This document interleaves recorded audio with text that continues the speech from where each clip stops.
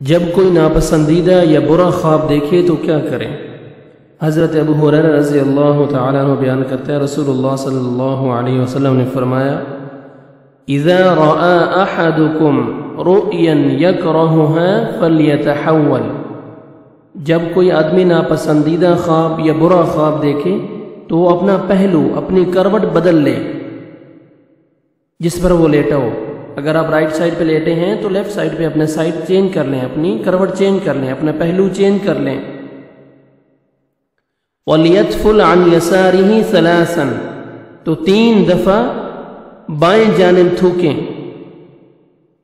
3 دفعہ وہ آدمی جو برا خواب دیکھے 3 دفعہ وہ لیفٹ سائڈ پہ تھوکے۔ وَلْيَسْأَلِ اللَّهَ مِنْ خَيْرِهَا، اور اللہ تعالیٰ سے اس کی خیر کا سوال کرے۔ وَلْيَتَعَوَّذْ مِنْ شَرِّهَا، اور اس کے شر سے اس کی پناہ طلب کرے۔